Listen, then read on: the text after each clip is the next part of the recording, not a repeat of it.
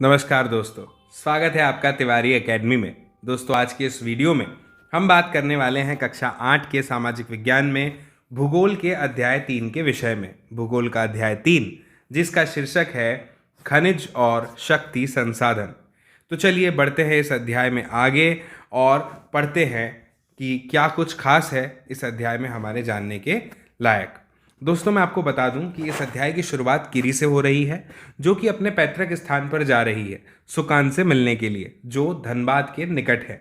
और यहाँ पर जो है बताया गया है कि किरी को इस विशाल काले क्षेत्र को देख करके आश्चर्य होता है।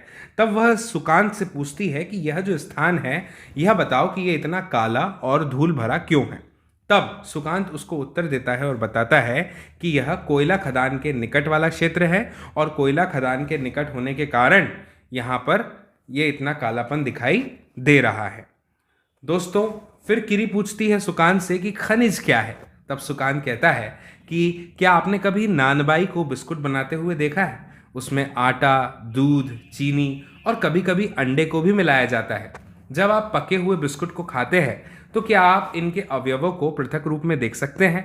जिस प्रकार बिस्कुट में मिली हुई कई वस्तुओं को हम नहीं देख पाते, ठीक उसी प्रकार पृथ्वी पर चट्टानों में कई पदार्थ मिले होते हैं जो कहलाते हैं खनिज।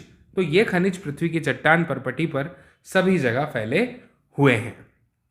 दोस्तों, बात तो ठीक है सुकान की, उसका कहना भी सही है कि जैसे हम बिस्किट को देखते हैं तो बिस्किट में हम वह किन किन चीज़ों से मिलकर के बना है पृथक तौर पर नहीं बता पाते, उसका स्पष्टीकरण नहीं दे सकते, है ना। ठीक उसी प्रकार खनिजों के साथ भी होता है। जो चट्टानें हैं उनमें कई पदार्थ मिले हुए हैं और इन्हें ही हम सामान्य तौर पर क्या कहते हैं? खनिज कहते हैं। ये खनिज पृथ्वी की चट्टान परपटी पर सभी जगह फैले हुए हैं। दोस्तों, अगर हम नेचुरली बात करें ना, प्राकृतिक रूप से, तो प्राकृतिक रूप से प्राप्त होने वाला जो पदार्थ है जिसका होता है एक रासायनिक संघटन। यहाँ पर इस शब्द को ध्यान दीजिए, ये संगठन नहीं लिखा, ये लिखा है संघटन, यानी कौन कितनी मात्रा में मिला हुआ है उसके विषय में बता रहा है, ठीक है ना। उसे हम कहते हैं एक खनिज। तो खनिज और कुछ भी नहीं है, प्रकृति में पाया जाने वाला ऐसा पदार्थ है जिसका एक रासायनिक संघटन है, कौन कितनी मात्रा में मिला हुआ है। दोस्तों, खनिज जो है वो सभी स्थानों में समान रूप से बटा हुआ तो बिल्कुल भी नहीं है। हर जगह अलग अलग खनिज पाए जाते हैं, अलग अलग अनुपात में, अलग अलग मात्रा में। वो किसी भी विशेष क्षेत्र में शैल समूहों में संकेंद्रित है, ठीक है। कुछ खनिज ऐसे क्षेत्रों में पाए जाते हैं दोस्तों जो आसानी से अभिगम्य नहीं है, है ना। जैसे कि आर्कटिक महासागर की बात करें या अंटार्कटिका की बात करें तो यहाँ पर आसानी से प्राप्त हो जाए ऐसा नहीं है। और खनिज जो है वो अलग अलग प्रकार के भूवैज्ञानिक परिवेश में अलग अलग दशाओं में निर्मित होते हैं। यहाँ पर ये जो शब्द है भूवैज्ञानिक परिवेश, इससे तात्पर्य यह है कि हमारी भूमि पर बहुत सारी गतिविधियाँ होती हैं, है ना। बहुत सारी चीज़ों का इस पर प्रभाव पड़ता है, हस्तक्षेप होता है। जैसे कि मानवीय हस्तक्षेप की बात नहीं कर रहा हूँ मैं, यहाँ पे होने वाली कुछ प्राकृतिक गतिविधियों की बात कर रहा हूँ। तो उसकी वजह से जो परिवेश तैयार है उसको भूवैज्ञानिक परिवेश यहाँ पर कहा गया है। बिना किसी मानवीय हस्तक्षेप के प्राकृतिक प्रक्रियाओं द्वारा निर्मित होते हैं। दोस्तों, वे अपने भौतिक गुणों जैसे कि रंग, कैसे किस रंग के वो दिखाई दे रहे हैं, है ना, काला है, नीला है। जैसे हम आगे पढ़ेंगे कि कॉपर अगर किसी चट्टान में है ना, तो कॉपर की उपस्थिति उस चट्टान को नीले रंग का बना देती है, हमें फिर वो हल्का नीला दिखाई देता है और हम समझ सकते हैं कि इस चट्टान में कॉपर पाया जा रहा है ना, यह कॉपर है इसमें। तो रंग की बात हो गई, घनत्व हो गया, कठोरता हो गई। और अगर रासायनिक गुणों की हम बात करेंगे तो किसकी बात करेंगे? विलेयता के आधार पर पहचाने ये जा सकते हैं। एक छोटी सी जानकारी हम यहाँ पर दी गई है कि हमारे भोजन में जो नमक है वह, और हम जिस पेंसिल से लिखते आ रहे हैं उसमें जो ग्रेफाइट है ना, वह भी क्या है? एक खनिज है, ठीक है। अब बात करते हैं खनिजों के प्रकार की। लेकिन इससे पहले कि हम खनिजों के प्रकार की बात करें, मैं चाहता हूं कि हम ये जानकारी को थोड़ा सा पढ़ लें, समझ लें। शैल किसे कहते हैं? दोस्तों, शैल खनिज अवयवों के अनिश्चित संगठन वाले एक या एक से अधिक खनिजों का क्या होता है? एक समूहन है, ठीक है ना। और शैल जिनसे कि खनिजों का खनन किया जाता है उसे कहते हैं अयस्क।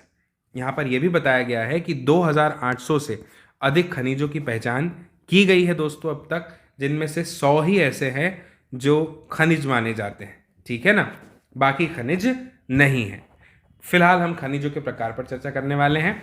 पृथ्वी पर दोस्तों यहाँ पर बताया है कि 3000 से अधिक खनिज पाए जाते हैं अलग अलग प्रकार के।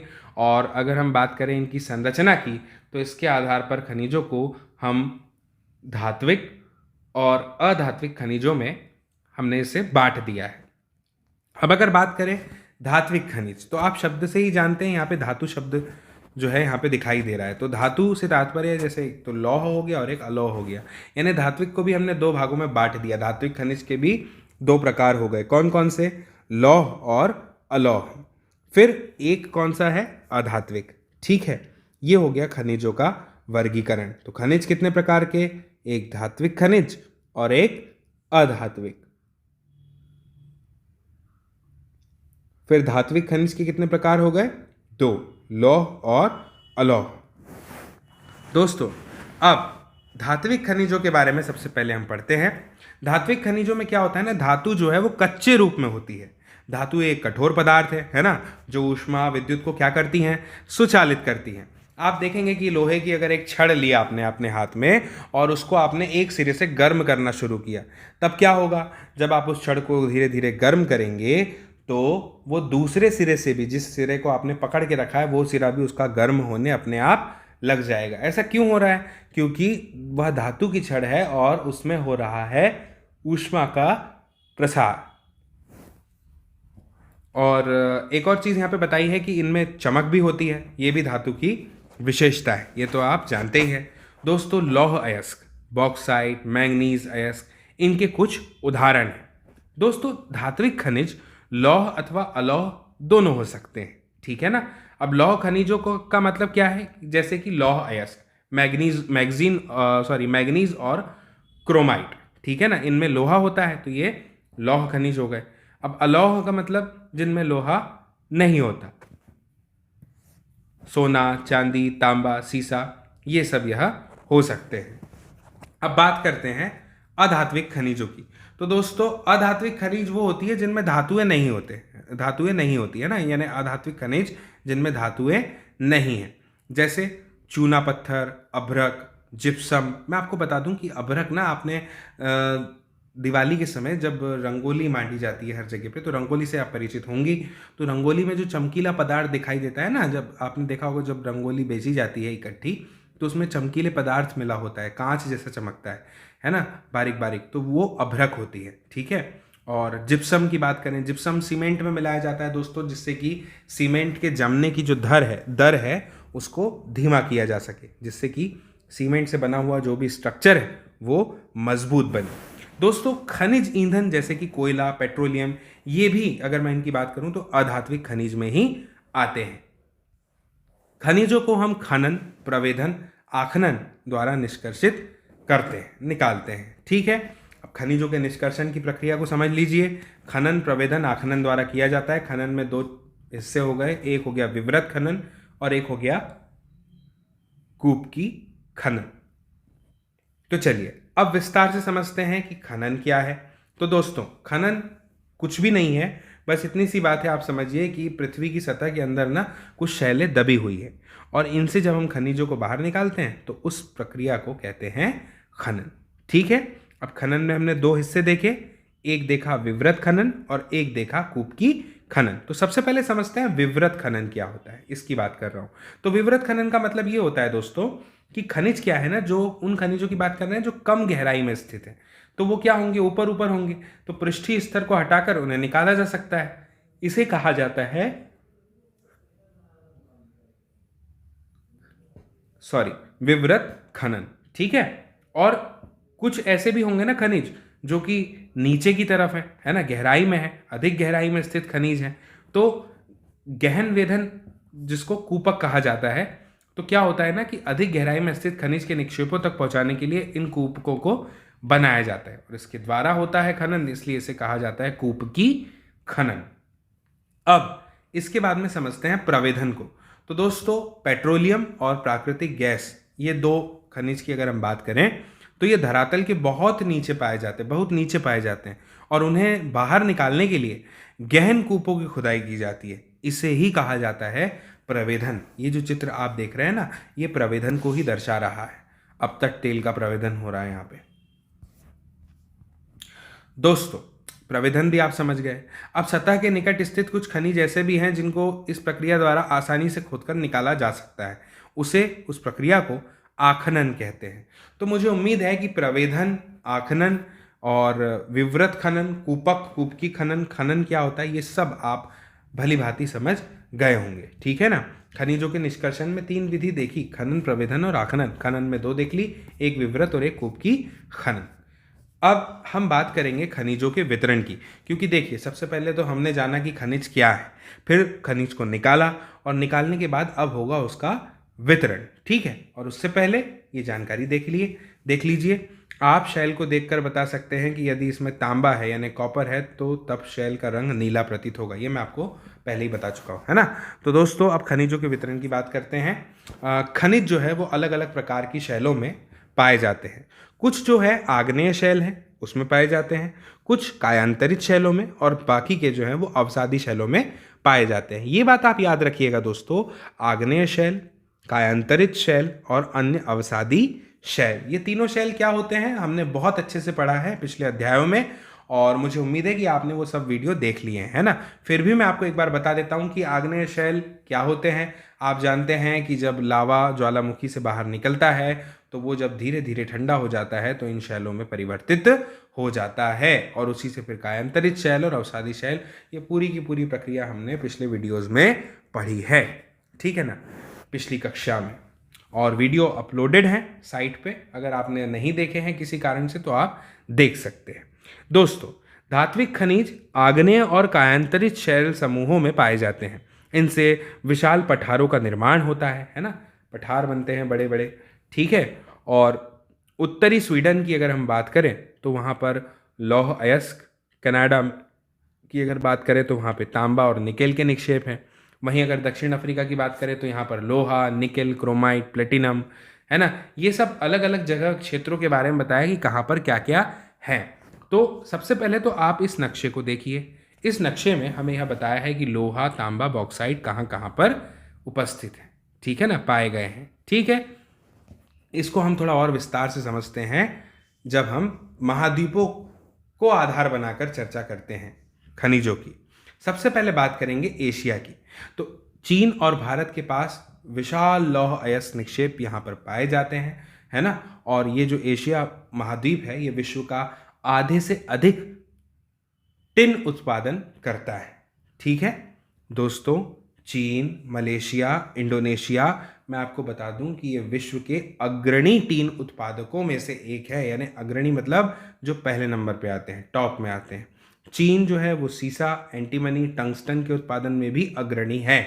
अगर मान लीजिए प्रश्न आ गया कि कौन सा देश सीसा, एंटीमनी और टंगस्टन के उत्पादन में आगे है, तो वहाँ पर अगर चीन विकल्प में है तो आप इसी पर टिक करेंगे। एशिया में मैंगनीज, बॉक्साइट, निकेल, जस्ता और तांबा, इसके भी निक्षेप पाए जाते हैं।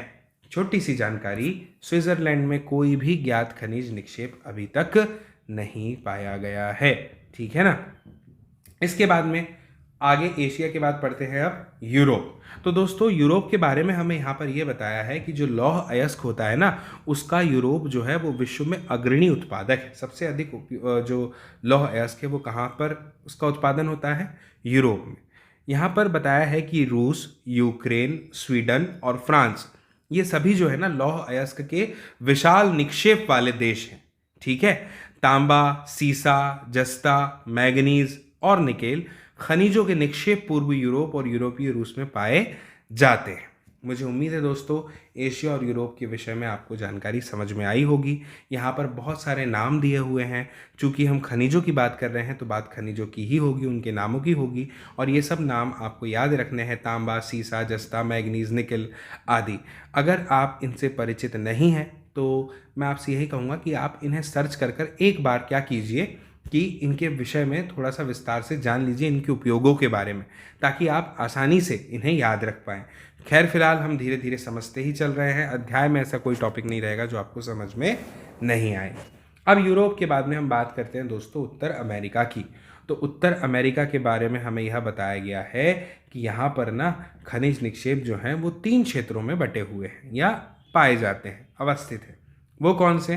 तो सुनिए, ग्रेट लेक के उत्तर में कनाडियन शील्ड प्रदेश, दूसरा अल्पेशियन प्रदेश, और तीसरा पश्चिम की पर्वत श्रृंखलाएं। कौन कौन से तीन बोले मैंने, एक बार फिर से दोहराता हूँ। ग्रेट लेक के उत्तर में कनाडियन शील्ड प्रदेश, अल्पेशियन प्रदेश और पश्चिम की पर्वत श्रृंखलाएं। दोस्तों, लौह अयस्क, निकेल, सोना, यूरेनियम और तांबा, इसका जो खनन है वो कनाडियन शील्ड प्रदेश में और कोयले का अल्पेशियन प्रदेश में होता है। पश्चिमी कार्डिलेरा में तांबा, सीसा, जस्ता, सोना और चांदी के विशेल निक्षेप हैं। ठीक है, अब हम बात करेंगे दोस्तों दक्षिण अमेरिका की। यहाँ पर ये चित्र दिया गया है, इसमें आप देख सकते हैं ये है दक्षिण अमेरिका, अफ्रीका, एशिया, यूरोप, उत्तर अमेरिका, ठीक है, और ऑस्ट्रेलिया। इनमें हमें अलग अलग प्रकार से सभी क्षेत्रों के बारे में जानकारी दी है कि कहाँ पे कौन कौन से खनिज उपलब्ध हैं। ठीक है ना, तो आप इनमें देख सकते हैं। और ये नीचे की तरफ है अंटार्कटिका। अब बात करेंगे दक्षिण अमेरिका की। तो दोस्तों, ब्राज़ील जो है ना वो विश्व में सबसे उच्च कोटि के लौह अयस्क का सबसे बड़ा उत्पादक है। ये आप याद रखिए कि लौह अयस्क का सबसे बड़ा उत्पादक ब्राज़ील है। ठीक है ना, उच्च कोटि के लौह अयस्क की बात कर रहा हूं मैं। चिली और पेरू जो हैं ये तांबे के अग्रणी उत्पादक माने जाते हैं। ब्राज़ील और बोलीविया विश्व में टिन के सबसे बड़े उत्पादकों में से हैं। दक्षिण अमेरिका के पास सोना, चांदी, जस्ता, क्रोमियम, मैग्नीज, बॉक्साइट, अभ्रक, प्लेटिनम, एस्बेस्टस और हीरे के विशाल निक्षेप भी हैं। कितने सारे खनिजों के नाम यहाँ पर हमने देखे जो दक्षिण अमेरिका में हैं। खनिज तेल वेनेजुएला, अर्जेंटीना, चिली, पेरू और कोलंबिया में पाया जाता है। जानकारी हमें यहाँ पर यह दी गई है कि क्या आप जानते हैं हरा हीरा एक दुर्लभतम हीरा है। विश्व की प्राचीनतम शैलें पश्चिमी ऑस्ट्रेलिया में हैं और वे 430 करोड़ वर्ष पहले बने थे। दोस्तों, पृथ्वी के निर्माण के मात्र 30 करोड़ वर्ष बाद। अब बात करते हैं अफ्रीका की। तो अफ्रीका के विषय में हमें ये बताया है कि दोस्तों जितने भी खनिज संसाधन है ना उसमें धनी माना जाता है कौन, अफ्रीका। बात करें यहाँ की तो यहाँ पर हीरा, सोना, प्लेटिनम, ये इन सब का विश्व का सबसे बड़ा उत्पादक है। दक्षिण अफ्रीका, जिम्बाब्वे और जायरे विश्व के सोने का एक बड़ा भाग उत्पादित करते हैं। ठीक है ना, विश्व कह रहा हूँ मैं। तांबा, लौह अयस्क, क्रोमियम, यूरेनियम, कोबाल्ट और बॉक्साइट दक्षिण अफ्रीका में पाए जाने वाले अन्य खनिज हैं। दोस्तों, तेल की अगर हम बात करें तो ये नाइजीरिया, लीबिया और अंगोला में यहाँ पर पाया जाता है। अब बात करेंगे ऑस्ट्रेलिया की। दोस्तों, ऑस्ट्रेलिया जो है ना वो बॉक्साइट का सबसे बड़ा उत्पादक है और बॉक्साइट एल्यूमिनियम बॉक्साइट से ही प्राप्त होता है हमें, है ना। दोस्तों, इसके अलावा ऑस्ट्रेलिया सोना, हीरा, लौह अयस्क, टिन और निकेल का भी अग्रणी उत्पादक है। ये आप याद रखिएगा। इसे एक बार फिर से जब आप रिवाइज करेंगे तो आपको यह पूरा याद हो जाएगा। ठीक है ना, और जब मैं बोल रहा हूँ तो आप कल्पना करते चलिए। तांबा, सीसा, जस्ता, मैग्नीज में भी ऑस्ट्रेलिया जो है दोस्तों संपन्न है। पश्चिमी ऑस्ट्रेलिया के कालगुरली और कूलगार्डी क्षेत्रों में सोने का ये इनके सबसे बड़े निक्षेप हैं सोने के यहाँ पर। ठीक है, अब बात करते हैं अंटार्कटिका की। तो दोस्तों, अलग अलग प्रकार के खनिज निक्षेपों में और उनके पूर्वानुमान से कुछ संभवतः विशाल के लिए अंटार्कटिका का भूविज्ञान पर्याप्त रूप से बहुत फेमस है, प्रसिद्ध है। दोस्तों, यहाँ पर जिक्र आया है ट्रांस अंटार्कटिक पर्वत का। यहाँ पर ना कोयले और पूर्वी अंटार्कटिका के प्रिंस चार्ल्स पर्वत के पास लोहे के महत्वपूर्ण मात्रा में निक्षेप हैं, ऐसा पूर्वानुमान किया गया है। दोस्तों, लौह अयस्क, सोना, चांदी, तेल भी वाणिज्यिक मात्रा में यहाँ पर उपलब्ध हैं। अब बात करते हैं खनिजों के उपयोग की। हमने वितरण देख लिया है। खनिजों के उपयोग में हम देखेंगे कि खनिजों का उपयोग जो है ना वो कई सारे उद्योगों में होता है दोस्तों, है ना। और रत्नों की आप बात कर लीजिए, उसके लिए प्रयोग किए जाने वाले खनिज जो है वो प्राय कैसे होंगे, कठोर होंगे, क्योंकि इन्हें आभूषण बनाने के लिए भी विभिन्न शैलियों में जड़ा जाता है ना। और तांबा एक ऐसी धातु है जिसका उपयोग सिक्के से लेकर पाइप तक हर वस्तु में किया जाता है। इवन आप ये भी देखेंगे कि तांबे का उपयोग हमारे घर में जो इलेक्ट्रिक वायर्स हैं उसमें भी किया जाता है। दोस्तों, कंप्यूटर उद्योग में प्रयुक्त होने वाला सिलिकॉन क्वार्ट्ज से प्राप्त किया जाता है। क्वार्ट्ज भी एक शैल है। और एल्यूमिनियम, जिसे उसके अयस्क बॉक्साइट से प्राप्त किया जाता है, इसका उपयोग दोस्तों होता है ऑटोमोबाइल में और हवाई जहाज़, बोतलबंदी उद्योग, भवन निर्माण, रसोई के बर्तन, इन सब में भी होता है। दोस्तों, अब बात करेंगे खनिज के संरक्षण की, क्योंकि संरक्षण भी तो बहुत ज़रूरी है। दोस्तों, खनिज जो है ना वो एक अनवीकरणीय संसाधन है। यानी कि आप इतना इतना समझिए कि आज आपने इसे ख़त्म कर दिया तो ये बहुत जल्दी आपको वापस मिलने वाला नहीं है। यह हज़ारों सालों की प्रक्रिया है। इसको बनने में जो लगता है समय वो हज़ारों वर्षों का होता है ना, खनिजों के निर्माण और संचयन में। दोस्तों, जो हमारे उपभोग करने की दर है ना, मानव की बात कर रहा हूँ, मानवीय उपभोग की दर, यानी इनको उपयोग में लाने की दर जो है, उसकी तुलना में जो निर्माण की दर है इनकी, वो बहुत ही धीमी है। भाई, बनने में कितना समय लग रहा? हज़ारों वर्ष। और हम उपयोग कितनी देर में कर ले रहे हैं? बहुत कम समय में, है ना। तो खनन की प्रक्रिया में बर्बादी को घटाना आवश्यक है। दोस्तों, धातुओं का पुनर्चक्रण भी एक तरीका है जिससे कि हम खनिज संसाधनों को क्या कर सकते हैं? संरक्षित कर सकते हैं। ठीक है। इसके बाद में बात आती है दोस्तों शक्ति संसाधन की। इसे थोड़ा विस्तार से समझते हैं और यहाँ पर उदाहरण है सनी का। दोस्तों, सनी की माँ अपने दिन की शुरुआत गाइजर का बटन दबाने से करती है और सनी को जगाने से पहले उसके विद्यालय की वर्दी पर इस्त्री करती है। इसके बाद वह उनके लिए ब्लेंडर में एक गिलास संतरे का जूस तैयार करने के लिए रसोई घर में तेजी से पहुंचती है। सनी, क्या आपने स्नान कर लिया? आओ और अपना नाश्ता करो। सनी के लिए गैस स्टोव पर नाश्ता बनाते हुए माँ ऐसा उसकी पुकारती हैं। विद्यालय जाते समय सनी बत्तियों और पंखों के बटन बंद करना भूल जाता है और माँ कर देती है उन बटनों को बंद। लेकिन करते समय वो यह सोचती हैं कि शहरों में जीवन आरामदायक प्रतीत होता है, लेकिन विद्युत उपकरणों जो सभी बिजली की खपत करते हैं, इन पर अधिक से अधिक निर्भरता मांग और पूर्ति के बीच विशाल अंतर पैदा करती है। दोस्तों, जिस प्रकार से जनसंख्या बढ़ रही है, दिन पे दिन बढ़ती चली जा रही है, हमारी भी निर्भरता जो है वह किस पर होती चली जा रही है? विद्युत उपकरणों पे। हम भी अलग अलग प्रकार के मोबाइल उपयोग करना चाहते हैं, लैपटॉप उपयोग करना चाहते हैं, टीवी उपयोग करना चाहते हैं, और उपयोग करना क्या चाहते हैं, उपयोग करते भी हैं, है ना। लेकिन क्या हम इन संसाधनों का सभी लोग सीमित उपयोग कर रहे हैं? जितने की आवश्यकता है उतना ही उपयोग कर रहे हैं? नहीं, ऐसा नहीं होता। हमारे व्यवहार में लापरवाही झलकती है। हम कई बार बटनों को खुला छोड़ देते हैं, है ना। तो इन सब से क्या हो रहा है हमें पता नहीं चल रहा, लेकिन धीरे धीरे करके संसाधन समाप्त होते जा रहे हैं, ठीक है ना। और मांग और पूर्ति के बीच एक बड़ा अंतर पैदा हो रहा है। दोस्तों, विज्ञान एवं प्रौद्योगिकी के नए प्रचालन से जीवन शैलियों में बहुत तेजी से परिवर्तन आ रहे हैं। और मैं आपको बता दूं कि शक्ति या फिर ऊर्जा की बात कर लीजिए, ये हमारे जीवन में बहुत ही महत्वपूर्ण भूमिका निभाते हैं। उद्योग हो, कृषि हो, परिवहन, संचार, प्रतिरक्षा, सभी के लिए दोस्तों शक्ति की आवश्यकता तो होती है। और ऊर्जा संसाधनों को विस्तृत रूप से परंपरागत और गैर परंपरागत संसाधनों में बांट दिया जा सकता है। बात करते हैं परंपरागत स्रोत की कि ये क्या है, फिर बात करेंगे गैर परंपरागत स्रोतों की। तो परंपरागत स्रोत, सबसे पहले इस शब्द को समझ लीजिए, जो लंबे समय से सामान्य उपयोग में लाए जा रहे हैं, परंपरागत स्रोत है। इनमें आप उदाहरण के तौर पर ले लीजिए ईंधन को, जीवाश्मी ईंधन को, है ना। अब इसके भी दो जो है मुख्य स्रोत हो गए परंपरागत स्रोत के। कौन सा? ईंधन और जीवाश्मी ईंधन। परंपरागत ऊर्जा के यही दो मुख्य स्रोत है। सबसे पहले बात करते हैं ईंधन की। तो इसमें देखिए, इसका जो उपयोग है ना वो पकाने और ऊष्मा प्राप्त करने के लिए बहुत व्यापक रूप से होता है। हर जगह इसका उपयोग किया जा रहा है इन चीज़ों के लिए, खाना पकाने, अनाज पकाने के लिए और ऊष्मा प्राप्त करने के लिए। और दोस्तों, हमारे देश में ग्रामीणों द्वारा उपयोग की गई 50% से अधिक ऊर्जा जो है वो ईंधन से ही प्राप्त होती है। ये चार्ट को देखिए, ध्यान से समझिएगा। ऊर्जा के परंपरागत स्रोत जिनके बारे में अभी हम पढ़ रहे हैं उनके विषय में बताया गया है। सबसे पहले बात करते हैं खनिज तेल और प्राकृतिक गैस की।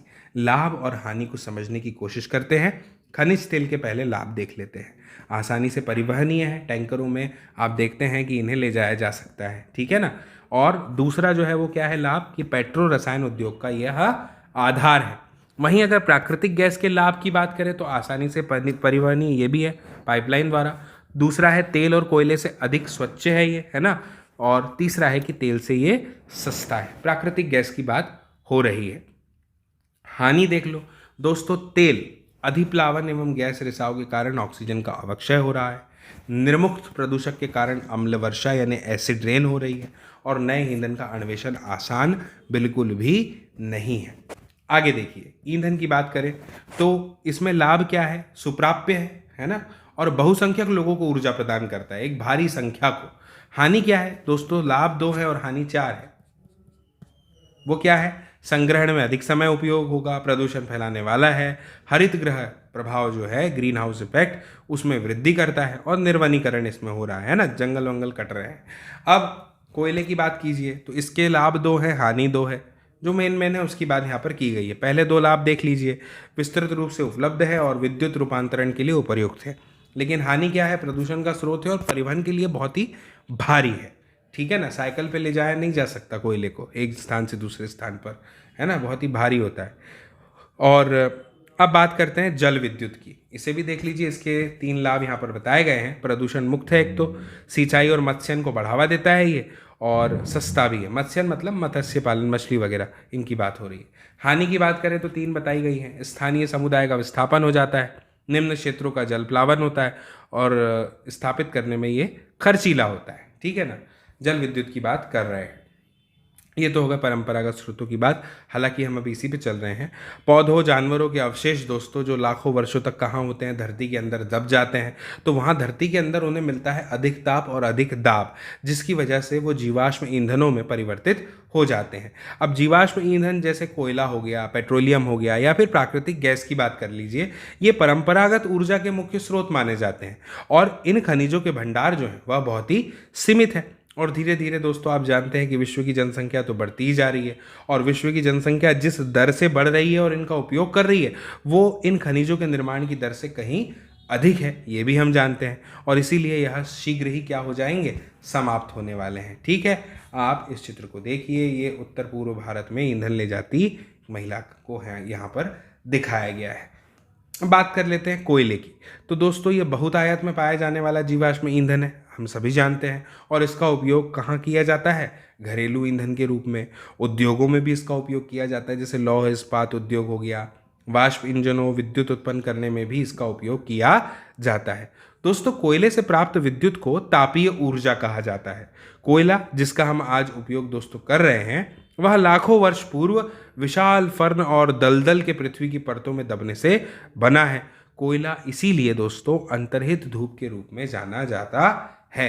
अंतर्हित धूप उसे क्यों कहते हैं? क्योंकि यह विशाल फर्न और दलदल के पृथ्वी की परतों में दबने से बना है। ठीक है, मुझे उम्मीद है आपको समझ में आ रहा होगा। दोस्तों विश्व में अग्रणी कोयला उत्पादक देशों की अगर हम बात करें तो नाम आता है चीन का, इसके अलावा नाम आता है यूएसए यानी संयुक्त राज्य अमेरिका का, फिर नाम आता है जर्मनी, रूस, दक्षिण अफ्रीका और फ्रांस का। दोस्तों मैं आपको बता दूं कि भारत के कुछ कोयला उत्पादक क्षेत्र हैं, वो कौन कौन से हैं आप नाम याद रखिएगा। रानीगंज पश्चिमी बंगाल, यहाँ पर झरिया धनबाद, बोकारो झारखंड आदि। ठीक है, अब बात करेंगे पेट्रोलियम की। शब्द से पहले समझ लेते कहाँ से आया ये, है ना। तो इसकी शब्द उत्पत्ति के बारे में हमें बताया गया है कि पेट्रोलियम शब्द लैटिन के शब्दों पेट्रा जिसका मतलब होता है शैल और ओलियम जिसका अर्थ होता है तेल, इनसे मिलकर के बना गया शब्द है, और इसीलिए पेट्रोलियम का अर्थ क्या हो जाएगा? शैल तेल। ठीक है दोस्तों, पेट्रोल जिससे हमारी कार चलती है, गाड़ी चलती है, और तेल जो हमारी साइकिल को चरमराने से रोकता है, दोनों की ही शुरुआत होती है गाढ़े काले द्रव से। इसी को कहा जाता है पेट्रोलियम। दोस्तों यह शैलों की परतों के मध्य पाया जाता है। ठीक है ना, शैलों की परतों के मध्य, समझ रहे हैं आप। और इसका वेधन अपतटीय व तटीय क्षेत्रों में स्थित तेल क्षेत्रों में से किया जाता है। इसके बाद क्या करते हैं? इसे रिफाइनिंग के लिए भेज देते हैं। यहाँ पर हिंदी में शब्द दिए गए हैं परिष्करणशाला, अपरिष्कृत पेट्रोलियम, प्रक्रमण। इन तरह की अलग अलग उत्पाद इसमें प्राप्त होते हैं, जैसे कौन कौन से? डीजल, पेट्रोल, मिट्टी का तेल, मोम, प्लास्टिक, स्नेहक, ये सब इससे तैयार किया जाता है। दोस्तों पेट्रोलियम और इससे बने उत्पादों को यानी प्रोडक्ट्स को कहा जाता है काला सोना। क्यों कहा जाता है? क्योंकि ये बहुत अधिक मूल्यवान है। मैं आपको बता दूं कि पेट्रोलियम के मुख्य मुख्य उत्पादक देश जो है ना, वो है ईरान, इराक, सऊदी अरब और कतर। ये नाम आप याद रखेंगे। अन्य मुख्य उत्पादक संयुक्त राज्य अमेरिका, रूस, वेनेजुएला और अल्जीरिया भी है। दोस्तों, भारत में मुख्य उत्पादक क्षेत्र असम में अगर हम बात करें तो है डिगबोई, मुंबई में बॉम्बे हाई और कृष्णा और गोदावरी नदियों के डेल्टा। अब बात करते हैं दोस्तों पेट्रोलियम के बाद में प्राकृतिक गैस की। दोस्तों, संपीड़ित प्राकृतिक गैस सीएनजी एक प्रचलित पर्यावरण हितैषी ऑटोमोबाइल ईंधन है, क्योंकि यह पेट्रोलियम और डीजल की तुलना में कम प्रदूषण करती है। कोई छोड़ती भी नहीं प्रदूषक अपने साथ खत्म होने के बाद, है ना, जैसे कोयला राख छोड़ता है, धुआं निकलता है, इस प्रकार से। तो प्राकृतिक गैस की बात करते हैं दोस्तों। प्राकृतिक गैस पेट्रोलियम निक्षेपों के साथ ही पाई जाती है और तब निर्मुक्त होती है जब अपरिष्कृत तेल को धरातल पर लाया जाता है। अब दोस्तों बात करेंगे इसके प्रयोग की। तो इसका प्रयोग कहाँ होता है? घरेलू और वाणिज्यिक ईंधनों के रूप में इसका प्रयोग किया जाता है। रूस हो गया, नॉर्वे हो गया, यूके हो गया, नीदरलैंड प्राकृतिक गैस के ये कुछ प्रमुख उत्पादक हैं, ठीक है ना। दोस्तों, अगर भारत की हम बात करें ना, तो यहाँ पर जैसलमेर, कृष्णा गोदावरी डेल्टा, त्रिपुरा और मुंबई के कुछ अपतटीय क्षेत्रों में प्राकृतिक गैस संसाधन हैं। दोस्तों, विश्व के बहुत कम देश ऐसे हैं जिनके पास में प्राकृतिक गैस के अपने पर्याप्त भंडार उपलब्ध हैं। मैं आपको बता दूं कि हमारे द्वारा जीवाश्मी ईंधनों के उपभोग की तीव्र वृद्धि ने चिंताजनक दर से इन्हें समाप्ति तक के पहुंचा दिया है। और दोस्तों, इन ईंधनों के जलने से निकलने वाले जो विषैले प्रदूषक है ना, ये भी चिंता का विषय है। मैं आपको बता दूं कि ये जो जीवाश्मी ईंधन है ना, इनका अनियंत्रित जलना अनियंत्रित टोटी के टपकने के समान है, जो अंततः सूख जाती है। बूंद बूंद करके टपकता हुआ जल नल से बहने वाली टोटी से कितने लीटर का नुकसान कर देता है प्रतिदिन, इसका अनुमान लगाना बहुत ही कठिन है, लेकिन ज़रूरी है। दोस्तों, इसने हमारा ध्यान कहाँ आकर्षित किया है? ऊर्जा के विभिन्न गैर परंपरागत स्रोतों के दोहन की ओर, जिसे बढ़ाया जाए, जिससे कि जीवाश्म ईंधनों का स्वच्छतर विकल्प हमें प्राप्त हो जाए। अब बात करेंगे जल विद्युत की। इस चित्र को देखिए, सलल जल विद्युत परियोजना जम्मू और कश्मीर। दोस्तों, बांधों में क्या होता है ना कि जो वर्षा का जल होता है, या नदी की बात करें तो इस जल को ना ऊंचाई से गिराने के लिए इकट्ठा किया जाता है, संग्रहित किया जाता है। फिर क्या करते हैं? बांध के अंदर से पाइप के द्वारा जल, जो बहता हुआ जल बांध है, इसके नीचे एक टरबाइन को लगा देते हैं और ये टरबाइन के ऊपर गिरता है। तो घूमते हुए ब्लेड जनरेटर को विद्युत के लिए घुमाते हैं और ये जल विद्युत कहलाती है। दोस्तों, विद्युत उत्पन्न करने के बाद जो जल बहता है ना, वह वेस्ट नहीं होता, उसका उपयोग खेती में, कृषि में किया जाता है। दोस्तों, मैं आपको बता दूं कि विश्व की ऊर्जा का 1/4 हिस्सा जल विद्युत से उत्पन्न होता है। विश्व में जल विद्युत के अग्रणी उत्पादक देशों की अगर आप बात करेंगे तो नाम आएगा 4 का: पराग्वे, नॉर्वे, ब्राजील और चीन। नाम याद रखिएगा। दोस्तों, भारत में कुछ महत्वपूर्ण जल विद्युत केंद्रों की बात करें तो है भाखड़ा नंगल, गांधीनगर, नागार्जुन सागर और दामोदर नदी घाटी परियोजनाएं। चित्र में ध्यान से देखिए, जल भंडार संग्रहित किया है पाइप के द्वारा से, इसको घुमाया जा रहा है, टरबाइन घूम रहा है और जल विद्युत उत्पन्न हो रही है। ठीक है, चित्र में कितना सरल लग रहा है ना। दोस्तों, अब हम बात करेंगे गैर परंपरागत स्रोत की, ऊर्जा के गैर परंपरागत स्रोत। दोस्तों, मैं आपको बता दूं कि जीवाश्मी ईंधनों के जो हम बढ़ते हो, जो उपयोग उसका दिनंतर बढ़ रहा है ना, तो उससे ऊर्जा के गैर परंपरागत स्रोत का अभाव उत्पन्न हो रहा है। और ऐसा अनुमान किया जा रहा है कि यदि वर्तमान दर से इनका उपभोग लगातार होता रहा तो इन ईंधनों के भंडार समाप्त हो जाएंगे। इसके अतिरिक्त इनका उपयोग पर्यावरणीय प्रदूषण भी पैदा करता है। इसीलिए गैर परंपरागत स्रोत जैसे कि सौर ऊर्जा हो गई, पवन ऊर्जा, ज्वारीय ऊर्जा, जो कि नवीकरणीय है, इनके उपयोग की आवश्यकता है। नवीकरणीय से तात्पर्य है कि इनका पुनः पुनः उपयोग किया जा सकता है। एक छोटी सी जानकारी है, समझते हैं। विश्व का प्रथम सौर और पवन चालित बस अड्डा स्कॉटलैंड में है। ठीक है, जानकारी हम याद रखेंगे, अच्छी जानकारी है। बात करते हैं सौर ऊर्जा की। दोस्तों, सूर्य की ऊष्मा और प्रकाश ऊर्जा हमारे द्वारा प्रतिदिन अनुभव की जा सकती है, बिल्कुल की जा सकती है। हम धूप में बाहर घूमते ही हैं, है ना, और हमने धूप को बहुत अच्छे से महसूस किया है। तो ऊष्मा, प्रकाश ऊर्जा, इससे हम भलीभांति परिचित हैं। दोस्तों, सूर्य से प्राप्त सौर ऊर्जा सौर सेलों में विद्युत उत्पन्न करने के लिए प्रयोग की जा सकती है। अब इनमें से ना कई सेलों को सौर पैनलों से तापन व प्रकाश के लिए शक्ति उत्पन्न करने के लिए जोड़ा जाता है। दोस्तों यहाँ पर हमें यह बताया गया है कि धूप जिनमें होती है ना अधिक, उसकी प्रचुरता वाले जो कण हैं वो कटिबंधीय देशों के लिए सौर ऊर्जा के उपयोग की प्रौद्योगिकी बहुत लाभदायक है। ये चित्र को देखिए, ये सौर ऊर्जा प्राप्त करने के लिए सौर पैनल जो लगाए गए हैं ना, उनका चित्र है, देख सकते हैं आप। दोस्तों सौर ऊर्जा उपयोग का सौर तापक और कुकर, सोलर ड्रायर और इसके साथ साथ समुदाय को रोशनी देने और यातायात संकेतों में भी इसका उपयोग होता है। अब ये ऊर्जा के गैर परंपरागत स्रोतों का भी चार्ट है। जैसा कि हमने चार्ट किसमें देखा था दोस्तों, हमने चार्ट देखा था परंपरागत स्रोत का। तो इसमें भी देखिए, हम इसको समझ लेते हैं फटाफट से, ज़्यादा समय नहीं लगेगा। सबसे पहले बात करते हैं पवन ऊर्जा की। इसके लाभ हैं, 3 लाभ दिए हुए हैं। कौन कौन से हैं पवन ऊर्जा के 3 लाभ? भाई ये प्रदूषण मुक्त है। दूसरा है कि एक बार स्थापित अगर ये हो गया ना तो फिर उस पर विद्युत उत्पादन की कम लागत लगती है। तीसरा ये है कि सुरक्षित भी है और साफ भी है। अब इसके 4 इसकी हानियां हैं। पहली क्या है? ध्वनि प्रदूषण। दूसरी क्या है? पवन चक्कियों को स्थापित करना महंगा पड़ जाता है। तीसरी हानि क्या है इसका नुकसान? रेडियो और दूरदर्शन के प्रसारण संकेतों में व्यवधान उत्पन्न करता है। और चौथा ये है कि पक्षियों के लिए भैया ये है हानिकारक। ठीक है, इसके बाद में बात करेंगे सौर ऊर्जा की। तो सौर ऊर्जा में आप देखेंगे 2 लाभ है, 2 हानि है। पहला लाभ क्या है कि यह असमाप्य है, समाप्त तो होने नहीं वाली। दूसरा है प्रदूषण मुक्त है, बात ठीक है। हानि क्या है? खर्चीला है, बहुत महंगा है, खर्च अधिक होता है। दूसरा है स्रोत के विस्तृत होने से ऊर्जा की बर्बादी हो जाती है। ठीक बात है। बात करते हैं ज्वारी ऊर्जा की। इसमें 2 लाभ दिए हैं, 2 हानि है। पहला लाभ क्या है? प्रदूषण मुक्त है। दूसरा असमाप्य है। हानि कितनी है? 2 है। पहली क्या है? वन्य जीव आवास का नष्ट होना। दूसरी क्या है? दोहन में कठिन है। इसके बाद परमाणु ऊर्जा की बात कर रहे हैं। इसमें हमें 1 लाभ और 2 हानि बताई गई है। लाभ बस इतना है कि बड़ी मात्रा में ऊर्जा का उत्पादन होता है, यही तो काफ़ी है। और हानि क्या है? रेडियो एक्टिव व्यर्थ को उत्पन्न करता है और खर्चीला भी है।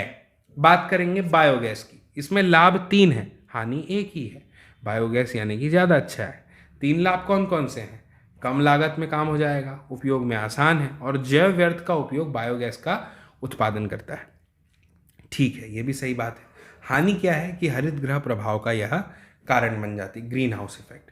अब बात करते हैं भूतापीय ऊर्जा की। 1 लाभ है, 1 हानि है। क्या लाभ है? कि स्वच्छ पर्यावरण हितैषी है और हर समय उपलब्ध है। हानि यह है कि शहर से बहुत दूर अवस्थित होने के कारण विद्युत वहन इसमें खर्चीला पड़ जाता है। अब ये ऊर्जा के गैर परंपरागत स्रोतों की बात हो गई। बात करते हैं दोस्तों पवन ऊर्जा की। दोस्तों पवन ऊर्जा का एक असमाप्य स्रोत है, ठीक है ना, समाप्त नहीं होने वाला है। पवन चक्कियों का उपयोग अनाजों को पीसने के लिए होता है और जल निकालने के लिए हमेशा से चला आ रहा है। दोस्तों वर्तमान की अगर हम बात करें, यानी आज की, प्रेजेंट डे की, तो पवन चक्कियों में क्या होता है ना, तीव्र गति से चलती हवाएं पवन चक्की को घुमाती हैं, ठीक है, और जो विद्युत उत्पादन करने के लिए जनरेटर से क्या होती हैं, जुड़ी होती हैं। दोस्तों पवन चक्कियों के समूह से युक्त पवन फार्म तटीय क्षेत्रों और पर्वत घाटियों में, जहां प्रबल और लगातार हवाएं चलती हैं, वहां पर स्थित है। दोस्तों पवन farm Netherlands, Germany, Denmark, UK, USA तथा स्पेन में पाए जाते हैं और जो कि पवन ऊर्जा उत्पादन में उल्लेखनीय है। अब हम बात करेंगे दोस्तों परमाणु ऊर्जा की। इस चित्र को देख लीजिए, आणविक ऊर्जा संयंत्र कल्पक्कम का यह चित्र है। यह जो तथ्य अभी हम पढ़ रहे हैं ना, परमाणु ऊर्जा, इसको थोड़ा ध्यान से समझिएगा। कुछ 1-2 शब्द ऐसे यहाँ पर आने वाले हैं जिन्हें मैं आपको समझाने वाला हूँ। दोस्तों परमाणु ऊर्जा प्राकृतिक तौर से प्राप्त रेडियो सक्रिय पदार्थ जैसे कि यूरेनियम और थोरियम, इनके परमाणुओं की केंद्रक में संग्रहित ऊर्जा से प्राप्त की जाती है। इस वाक्य को थोड़ा विस्तार से समझिए, बहुत सरल है। आप देखिए, मान लीजिए कि यह एक यूरेनियम है, ठीक है ना। अब इसका है यहाँ पे केंद्रक। अब इस केंद्रक में जो संग्रहित ऊर्जा है ना, संग्रहित ऊर्जा है, उसी से प्राप्त की जा रही है परमाणु ऊर्जा। मुझे उम्मीद है ये बात आप समझ गए। अब ये पदार्थ नाभिकीय रिएक्टरों में नाभिकीय विखंडन से गुजरते हैं और उत्सर्जन ऊर्जा की प्राप्ति होती है। दोस्तों मान लीजिए कि यह एक कोई सा आपका एटम हो गया, ये है इसका नाभिक। अब जब ये नाभिक टूटेगा ना 1 से 2 में, तो क्या होगा, ऊर्जा तो निकलेगी। तो ये पूरा का पूरा प्रक्रम किया जाता है नाभिकीय रिएक्टर में यूरेनियम के साथ। समझ गए आप। तो दोस्तों परमाणु ऊर्जा के सबसे बड़े उत्पादक संयुक्त राज्य अमेरिका और यूरोप हैं, ये आप याद रखिएगा। और भारत में राजस्थान और झारखंड के पास यूरेनियम के विशाल निक्षेप हैं। थोरियम विशाल मात्रा में केरल के मोनोजाइट बालू में पाए जाते हैं। दोस्तों, भारत में स्थित परमाणु ऊर्जा के केंद्र तमिलनाडु में कलपक्कम, महाराष्ट्र में तारापुर, राजस्थान में कोटा के निकट राणा प्रताप सागर, उत्तर प्रदेश में नरोरा, कर्नाटक में कैगा है। ये सब नाम है, इसमें समझाने जैसा कुछ है नहीं, कल्पना जैसा बहुत कुछ है। जब आप पढ़ेंगे राजस्थान तो मैं कल्पना करता हूँ कि आपने कल्पना कर ली है राजस्थान की, तभी तो आपको याद होगा, तभी तो समझ में आएगा। और हम पढ़ भी तो भूगोल रहे हैं, भू तो गोल है, हम जानते हैं। अब बात करेंगे भूतापीय ऊर्जा की। दोस्तों, ताप ऊर्जा जो कि पृथ्वी से प्राप्त की जाती है भूतापीय ऊर्जा कहलाती है। तो अब कोई पूछे भूतापीय ऊर्जा क्या है तो आप बोलेंगे भैया पृथ्वी से प्राप्त की जाने वाली ताप ऊर्जा को ही भूतापीय ऊर्जा कहा जाता है। दोस्तों, मैं आपको बता दूं कि पृथ्वी के अंदर ना जैसे जैसे गहराई बढ़ते जाती है वैसे वैसे बढ़ते चले जाते हैं तापमान। ठीक है ना, तापमान में क्या होती है, वृद्धि होती चली जाती है। और कभी कभी दोस्तों यह तापमान की वृद्धि ऊर्जा, ये जो तापमान ऊर्जा है, ये भूमि की सतह पर गर्म जल के झरनों के रूप में फूट जाती है, प्रकट हो जाती है। और यह ताप ऊर्जा शक्ति उत्पादन करने में प्रयुक्त की जा सकती है। दोस्तों, मैं आपको बता दूं कि वर्षों से गर्म जल के स्रोतों के रूप में भूतापीय ऊर्जा खाना बनाने, ऊष्मा प्राप्त करने और नहाने के लिए प्रयोग में लाई जा रही है। ठीक है दोस्तों, USA, United states of America विश्व का सबसे बड़ा भूतापीय ऊर्जा का संयंत्र है। परमाणु ऊर्जा का भी यहाँ पे जिक्र आया था, है ना। और इसके बाद न्यूजीलैंड, आइसलैंड, फिलीपींस और मध्य अमेरिका है। मैं आपको बता दूं कि भारत में भूतापीय ऊर्जा के संयंत्र हिमाचल प्रदेश में मणिकरण और लद्दाख में पूगा घाटी में स्थित है। इस चित्र को ध्यान से देखिए। मणिकरण में भूतापीय ऊर्जा और भूतापीय ऊर्जा की सहायता से भोजन पकाना आप यहाँ पर देख सकते हैं। ये नाभिकीय रिएक्टर का एक चित्र है जो अभी आप स्क्रीन पर देख रहे हैं। विखंडन हो रहा है, ऊष्मा निकल रही है, गर्म जल का रिसाव हो रहा है, आप देख सकते हैं। भाप आगे बढ़ती है, टरबाइन घूमता है, जनरेटर यहाँ पर है ही लगा हुआ और वो भी घूमता है और विद्युत उत्पादन अंततः हो जाता है, बल्ब जलने लगता है। ठीक है, ये चित्र भूतापीय ऊर्जा के विषय में हमें थोड़ी जानकारी दे रहा है ना। आप देख सकते हैं कुछ प्राकृतिक दरारें, भाप, कुआं, जल, टरबाइन, जनरेटर यहाँ पे आप देख सकते हैं, है ना। ठीक है, छोटी सी जानकारी हमें यहाँ पर ये दी गई है कि विश्व का पहला ज्वारीय ऊर्जा स्टेशन फ्रांस में बनाया गया था।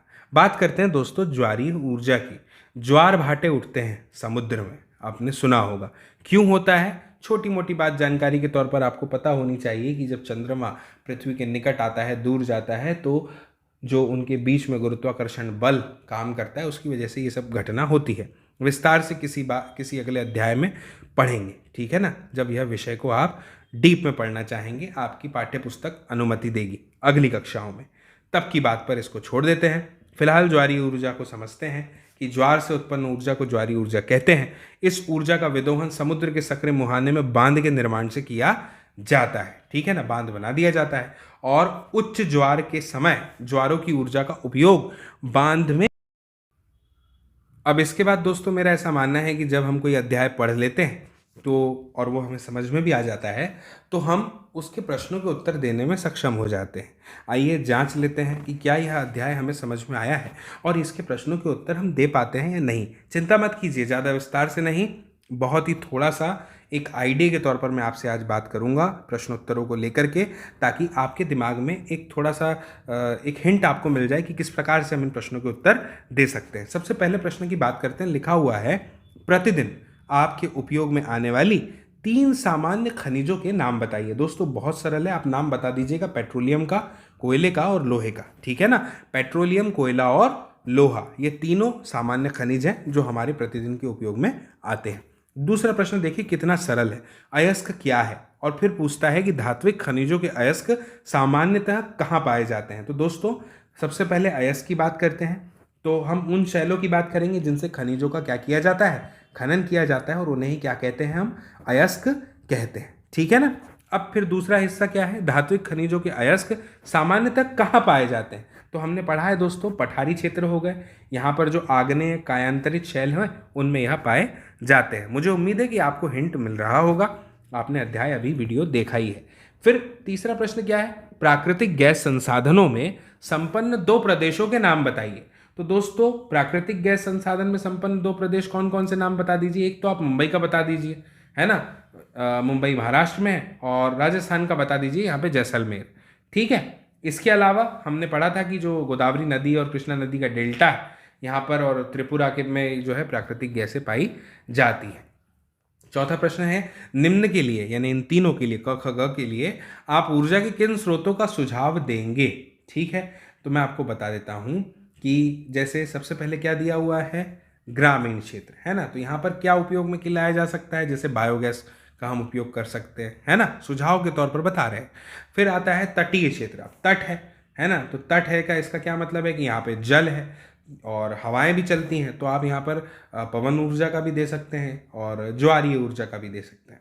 फिर है शुष्क, तो यहाँ पर आप दे सकते हैं, शुष्क क्षेत्र है तो जल वल तो है नहीं, तो आप सौर ऊर्जा का यहाँ पे सुझाव दे दीजिए। ठीक है। फिर पांचवा प्रश्न देखिए क्या है, 5 तरीके बताइए जिनसे कि आप घर पर ऊर्जा बचा सकते हैं। ठीक है, सबके अपने अपने हो सकते हैं, 2-3 फिर भी मैं आपको उस पर बता देता हूँ। जैसे मान लीजिए सब्जी पका रहे, खाना पका रहे, तो इसका उपयोग आप प्रेशर कुकर का अधिक कीजिए, है ना। इससे जो है ऊर्जा का कम मतलब खपत होगी, है ना। और बल्ब जो हमारे घर में जलते हैं उसमें सब जगह CFL LED का उपयोग करिए, जिससे क्या होगा कि कम वॉट में अधिक उजाला मिलेगा, कम ऊर्जा की खपत में, है ना। फ्रिज में क्या होता है, ठंडा खाना रखा होता है, सब्जियां, तो उसको गर्म करने से पहले थोड़ी देर निकाल कर बाहर रख दो, तो वो थोड़ा अपने आप नॉर्मल टेम्परेचर पे आता है, फिर जब गर्म करेंगे तो जल्दी गर्म हो जाएगा। ऐसे आप अपने मर्जी से दे सकते हैं। और जैसे आवश्यकता नहीं है तो भैया बिजली से जो चल रही है घर में, बल्ब है, फैन है, उसको बंद कर दीजिए ध्यान से, है ना, उपकरणों को। ठीक है, तो मुझे उम्मीद है कि आपको समझ में आ गया है। सही विकल्प देखिए, बहुत इंटरेस्टिंग लगता है मुझे, निम्नलिखित में से कौन सी एक खनिजों की विशेषता नहीं है। ठीक है, पढ़ते हैं, क्रम में पढ़ेंगे। क, वे प्राकृतिक प्रक्रियाओं द्वारा निर्मित होते हैं। दोस्तों प्रश्न में बोल रहा है विशेषता नहीं है, और क वाली तो विशेषता है, तो ये तो सही जवाब नहीं है। उनका एक निश्चित रासायनिक संगठन होता है, ये बात भी सही है, तो ये भी इसका उत्तर नहीं है। वे असमाप्य होते हैं, ये बात थोड़ी सी गड़बड़ है, असमाप्य नहीं होते भैया, खनिज जो है वो समाप्य होते हैं। ठीक है ना, तो ग जो है वो हमारा करेक्ट आंसर हो गया। दूसरा क्या है, अच्छा डी ऑप्शन दिया था, उनका वितरण असमान होता है, ये बात भी सही है, यानी कि ग ही हमारा उत्तर है। दूसरा प्रश्न है कि निम्नलिखित में से कौन विश्व में तांबे का अग्रणी उत्पादक है। ठीक है, हमने अध्याय में पढ़ा था, बात की थी चिली की, है ना। ये क्या है, तांबे का अग्रणी उत्पादक है। ठीक है। फिर प्रश्न क्रमांक 3 पे आइए। 3 क्या पूछ रहा है, 3 पूछ रहा है निम्नलिखित प्रक्रियाओं में से कौन सी आपके रसोई घर में द्रवित पेट्रोलियम गैस यानी LPG को संरक्षित नहीं करेगी।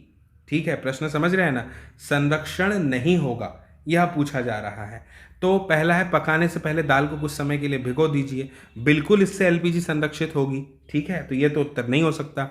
दूसरा, प्रेशर कुकर में खाना पकाना, मैंने अभी थोड़ी देर पहले आपको बताया था कि ये तो पकाना ही चाहिए, तो ये भी, इससे भी संरक्षण मिलता है, यानी ये भी सही जवाब नहीं है इस प्रश्न का। पकाने के लिए गैस जलाने से पहले सब्जी को काट लेना, बिल्कुल सही बात है, काट लेना ही चाहिए, तो ये भी सही जवाब इसका नहीं हो सकता। अब तो डी बचा है, यही होगा, पढ़ लेते हैं। खुली कढ़ाई में कम ज्वाला पर भोजन पकाना, बिल्कुल कम ज्वाला पर भोजन पकाने से खुली कढ़ाई में ऐसा बिल्कुल नहीं होता कि गैस की कम खपत लग रही है, ठीक है ना, और धीमी आंच पे सब्जी धीरे धीरे पक रही है, तो इससे संरक्षण नहीं होगा। तो D is the right answer, घ वाला। ठीक है ना। कारण बताइए के लिए कहा जा रहा है, बिल्कुल कारण बताएंगे।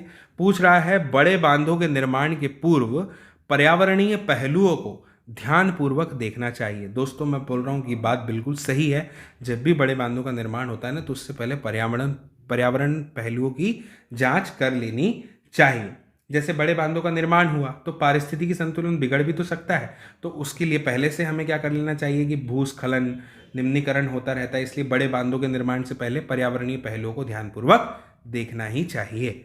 दूसरा देखिए क्या बोल रहा है, अधिकांश उद्योग कोयला खानों के पास केंद्रित होते हैं, इसके कारण की बात हो रही है। तो अब इसमें हम क्या बोल सकते हैं कि भाई अधिकांश उद्योगों को चलाने के लिए हमें ऊर्जा की आवश्यकता पड़ती है ना, और हम जानते हैं कि सबसे महत्वपूर्ण साधन ऊर्जा का जो है वो उनमें कोयले का नाम आता है, और कोयले के जो उपयोग हैं वो अलग अलग उद्योगों को चलाने के लिए, तापीय विद्युत का उत्पादन करने के लिए इसमें किया जाता है। एक भारी खनिज भी तो है, और इसकी ढुलाई करने के लिए काफ़ी खर्च हो जाता है, इसीलिए अधिकांश उद्योग कोयले खानों के पास ही केंद्रित होते हैं। फिर तीसरे स्थान पर हमसे क्या बोला जा रहा है, तीसरा प्रश्न, वो ये है कि पेट्रोलियम को काला सोना कहा जाता है ना। तो इसमें हम क्या कह सकते हैं कि पेट्रोलियम काले रंग का होता है और बहुत ही मूल्यवान होता है, और इसीलिए इसको काले सोने का नाम दिया गया है। इससे जो चीज़ें मिलती है ना, जैसे मिट्टी का तेल, मोम, प्लास्टिक, स्नेहक, डीजल, पेट्रोल, ये सब बहुत ही अमूल्य है, मूल्यवान है ना, इसलिए इसे काला सोने का नाम दिया गया है। फिर पूछ रहा है आखनन पर्यावरणीय चिंता का विषय हो सकता है। तो दोस्तों आखनन हमने पढ़ा था इसके बारे में। पर्यावरण में प्रदूषण फैलता है इससे, और भारी मात्रा में धूल ऊपर उठती है, जिससे आखनन के आसपास वाले क्षेत्रों में वायु प्रदूषण बढ़ जाता है, और आखनन से खुले गर्त वाले खान बन जाते हैं। इससे क्या होता है, भूमि प्रदूषण को बढ़ावा मिलता है। इसलिए यह बात बिल्कुल सही है कि आखनन पर्यावरणीय चिंता का विषय है। दोस्तों मुझे उम्मीद है कि आपको ये पूरी बातें विस्तार से समझ में आ गई होगी, यह अध्याय समझ में आया होगा, है ना। तो अपेक्षा है आपसे कि आप इस वीडियो की लिंक को ज़रूर शेयर करेंगे, साझा करेंगे अपने दोस्तों, मित्रों, साथियों, सहपाठियों, परिजनों के साथ में, ताकि वे भी इस वीडियो को देख पाए, समझ पाए इस कहानी को। जल्द ही मुलाकात होगी अगले अध्याय के साथ, अगले वीडियो में। तब तक के लिए नमस्कार।